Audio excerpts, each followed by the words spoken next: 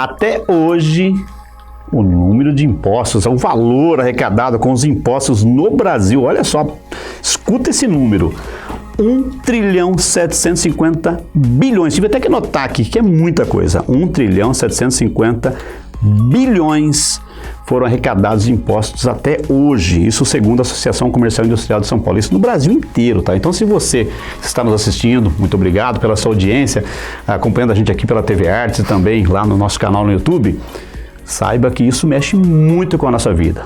Tá certo? Por isso que hoje aqui no Direto do Campus, que começa agora, estamos recebendo mais uma vez o professor Anderson Barros, que é coordenador do curso de Ciências Contábeis aqui da Unifage, dentre outras coisas, especialista, né, e nessa área de finanças, que esteve ano passado com a gente aqui falando da reforma tributária, e a gente vai falar de novo hoje, né, Rogério? O Rogério também aqui. Muito obrigado também pela sua presença. Do ano passado, parece, né? mas não é. Olá a todos, mas é verdade, a gente está em setembro do ano passado, né? A gente estava gravando um vídeo e também chegou em 1 trilhão, né? 1 trilhão e um pouco mais. Está quase chegando nos 2 trilhões. Bom, era até notícia do ano passado. Era até a hora do almoço, né? Então o pessoal já almoçou, já gastou, já foi em restaurante. Se você já foi no mercado, já gastou mais um pouquinho, pode ter aumentado muito esse número. Professor, muito prazer, obrigado pela sua presença mais uma vez aqui no Direto do Campus. Obrigado, Mauri, obrigado a todos os espectadores aí e também, professor Rogério, pelo convite mais uma vez. Tá certo. São muitos impostos, né? A gente sabe disso, né? A reforma, acho que todas as reformas, de certo modo, são importantes, mas elas mexem, né? Você já está falando reforma, né? Uma coisa que vai ter que mexer, tirar daqui, colocar ali. O que pode impactar? Primeiro, fale dos impostos. São muitos impostos. A gente tem uma carga tributária alta, né? Sim, a nossa carga tributária está em torno de 1/3 do PIB, em torno de 32%, 33%, dependendo qual instituto que mede isso. O que é importante destacar aí é que a questão da reforma tributária ela vem primeiro para simplificar. A gente gasta hoje para administrar e recolher tributos em torno de 2.600 horas por ano. Essa é a média que uma empresa gasta para fazer isso. O segundo lugar, ele gasta praticamente metade disso. Então, primeiro, reduzir a complexibilidade. No primeiro momento, pode ter um impacto de aumentar a carga tributária. Isso pode acontecer, mas no primeiro momento tentar reduzir a complexibilidade do nosso sistema tributário. Então não é reduzir impostos não, né? A gente tem o quê? Uns 100 impostos? Mais ou menos uns 92 tipos de tributos aí. A gente tem, é muito. Eu acho que isso é um ponto importante da reforma tributária, que é o assunto de hoje, né? Alinhar algumas expectativas, né, Mauri, professor Anderson, é que a gente não vai reduzir carga tributária. No primeiro momento, provavelmente, talvez até aumente um pouquinho mais a carga tributária, porque a necessidade de recolhimento do país é muito grande pelo gasto que tem, né? Sim. Inicialmente seria necessária uma reforma administrativa, né? Uma reforma ali no conjunto de gastos que se tem o governo, né? Tanto na esfera federal, estadual e municipal, mas sem fazer essa reforma administrativa não temos espaço, ainda mais por conta da Lei de Responsabilidade Fiscal, de fazer uma redução de carga tributária. Num primeiro momento não há essa possibilidade por conta dos gastos obrigatórios e não obrigatórios que o governo tem. E mexe com todo mundo, né? Não mexe só com o empresário. Quem está em casa assistindo a gente, né? Sim. O cidadão comum, né? Porque todo mundo paga imposto, né? Sim, isso não tem como, né? A importância também da arrecadação, né? Pro governo, né? Que são, na verdade, os maiores impactados, né? Os maiores impactados, porque toda vez que a gente vai comprar um determinado produto, a gente tem uma carga tributária que acabou refletindo lá no consumidor. Então, um dos problemas da reforma tributária é realmente tirar esse ônus dos consumidores, tirar esse ônus ali do contribuinte que realmente consome os produtos e tentar levar isso mais para um lado de renda, para um lado de patrimônio. Ok. E aí, falando então da reforma, né? Quais são as propostas que estão tramitando hoje no Congresso? Como é que está isso no Congresso hoje? Quais são as propostas que a gente tem hoje para avaliar? Olha, hoje nós temos basicamente 3 propostas assim, um pouco mais fortes, né? 2 mais fortes do que a do próprio governo, mas nós temos lá a PEC 45 da Câmara, que vai substituir 5 tributos. Vai substituir o IPI, PIS, COFINS, que são federais, ICMS, que é estadual, e ISS, que é municipal. Substituir tudo isso aí e criar um grande imposto, que é imposto sobre bens e serviços. Nessa modalidade, nós vamos ter 3 categorias de alíquotas ali. Nós vamos ter as alíquotas municipais, estaduais e federais. E o imposto ele vai ser recolhido com base na soma dessas alíquotas. Eu trouxe um exemplo aqui. Então imagine, Jaguariúna tem 2% desse IBS, 11% do estado de São Paulo e o federal é 7%. No final ele recolhe 20%. qual é a situação disso aí? Além disso, vai se criar um imposto seletivo para aquelas atividades que o governo quer desincentivar, né? Que é tipo o consumo de bebida, consumo de cigarro. Então vai ter um imposto progressivo, como é o ICMS e o IPI hoje. Então vai ter um imposto, além desse imposto sobre bens e serviços, vai ter um outro imposto. E o período de transição ali é de 10 anos. Então essa é a principal proposta que está correndo hoje na Câmara dos Deputados. Reduzir 5 impostos em um imposto. Vai virar um imposto. Então basicamente é isso, né? Ele está agora, nesse momento lá na Câmara, ele está aguardando emendas, né? Sugestão de emendas pelos deputados. E, então essa foi a última tramitação que se tem desse na Câmara mesmo. Mas vai reduzir esse imposto ou vão só apenas serem agrupados com uma outra nomenclatura? Basicamente é isso. Vai agrupar esses impostos, né? Vai agrupar esses tributos aí. Mas assim, cada um desses impostos tem uma complexibilidade de arrecadação e tributação, fiscalização e recolhimento que só a união deles já vai trazer um ganho operacional muito grande para as empresas e para quem trabalha com essa área. Existe uma economia que, na verdade, é na operação das empresas no próprio recolhimento do imposto. Exatamente, porque nós temos mas não no percentual do tributo. Acho que isso tem que ficar claro. Isso, por isso que eu quis comentar. 30 para vou pagar menos. Não vai pagar menos, não é isso. Vai ser mais organizada também, né, esse processo, né? Isso reduz um pouco o risco tributário também, porque no momento que você tem um emaranhado de tributos e um emaranhado de legislações complexas para cada um desses tributos, você acaba trazendo riscos tributários de administrar isso. Muitas vezes o empresário dele não conhecer ou ele não conseguir administrar isso, ele acaba sendo onerado por uma multa, por um tipo de fiscalização. Então isso pode acontecer. Então você já começa a mitigar esse tipo de risco. Isso tem sido assunto na Unifage, inclusive, para os alunos, né? Essa questão da legislação, né, tributária. Teve inclusive palestras que eu já acompanhei aqui, né, sobre os assuntos. É muito discutido com os alunos isso, né? Exatamente. No mês de agosto, por exemplo, nós fizemos em parceria com a Trevisan Escola de Negócios, nós trouxemos uma tributarista para vir fazer um debate exatamente sobre esse assunto aí. Legal. E por conta também na Trevisan para assistir a apresentação do Márcio Braga. Sim, eu ia falar. No dia 21, no dia 21 nós fomos lá, teve um debate, né? Esse debate, ele aconteceu no dia 21, né? No dia 21.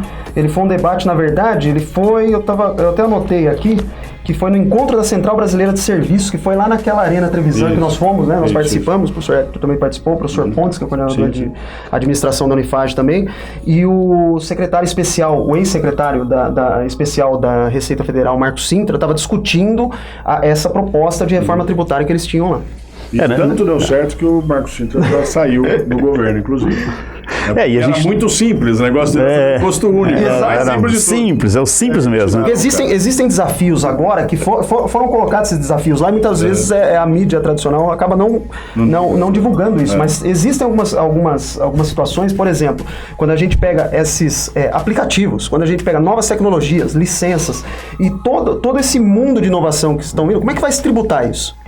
Como é que, com essas mudanças tão rápidas, como é que se alcança esses contribuintes com a mesma velocidade, né, que é necessário que se faça? Então, é esse tipo de coisa também que a Receita Federal e os órgãos de controle têm estudado para poder fazer uma reforma trabalhista que também... A proposta era essa, né? A proposta era justamente tentar transformar tudo isso em 1 ou 2 impostos, né? Que seria muito interessante. Não ficar alterando a lei toda hora para poder alcançar cada atividade nova que aparece. É verdade.